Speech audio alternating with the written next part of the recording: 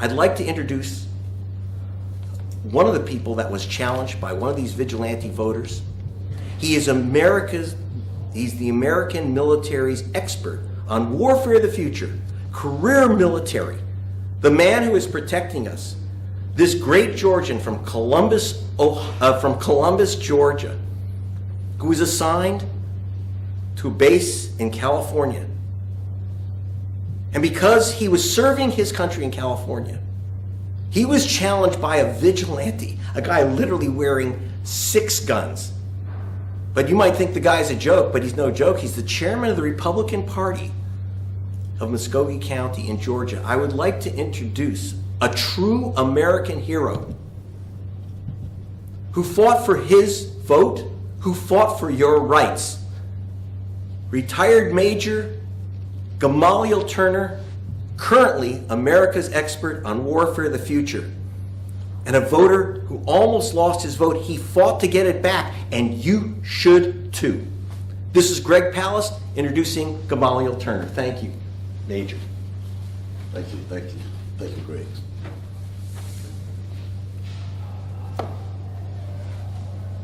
Just want to say thank you, Greg, and thank you, everyone. What Greg has said is very true and very important.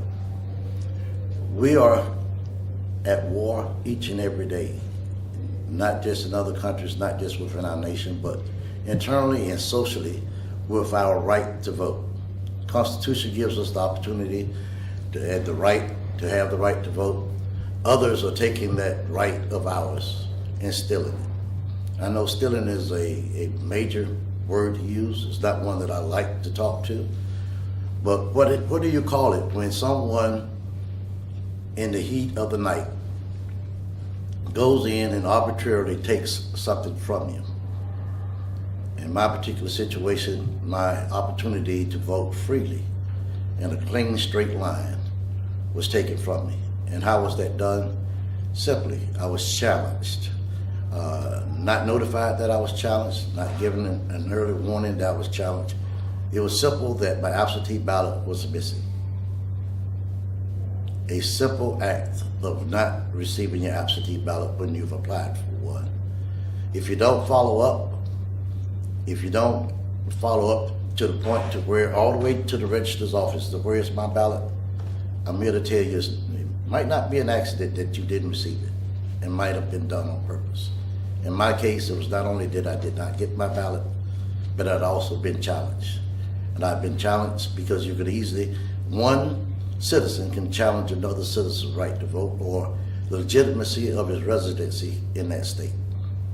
In this particular case, because I was stationed in California, serving my country in California, still a legal resident of Georgia, Georgia driver's license, paying property tax, and the whole 9 yards, and had voted in every election in Georgia up until then, and never voted in California, simply because someone said, I challenge this individual because he's not physically here. I challenge this individual because he had a change of address at the post office, that my vote was almost taken from me. And it was by the grace of God that it was recognized in time. The ugliness of it is, it wasn't just my individual vote. I was not targeted as an individual. There was a collective number of us that were targeted in Muskogee County. Some 3,000 individuals were targeted. None of us notified in advance that we were questioned, all within a 10-day period of our ability to vote. I'm not sure of the circumstances surrounding everyone that was actually targeted. In my case, I was physically over 2,600 miles away from Georgia. Others might have been sick and shut in. I'm not sure if any military was on there. But the bottom line is 3,000 in a small town like Columbus, Georgia, in a small county like Muskogee County is significant enough to sway the vote in one direction or the other. And simply because this was a decision that was made and people were not informed that they were challenged. Having given the challenge in advance, yes. Would something have been able to be done about it? For the most part, probably so. But the mere fact that there was no announcement, no notification, that in itself showed that it was decisive, purposely done, what is desired end result. In this case, it was not followed all the way through. I cannot say that there was a significant of us that were challenged, that were able to get to vote, because there was no way in that short period of time that we were able to know that others were notified. But the court system upheld our right to vote, and those that were knowledgeable of it were able to vote. So when you're told to check your vote, and they've given us the opportunity to do that now, track your ballots all the way through to your mailbox, track your ballots all the way back through to the registrar's office. That's available to you now. I encourage each and every one of you all to do that. Don't take your vote lightly. It's one of the most valuable things that you have. It controls all the power in the state. It is your power to make a difference.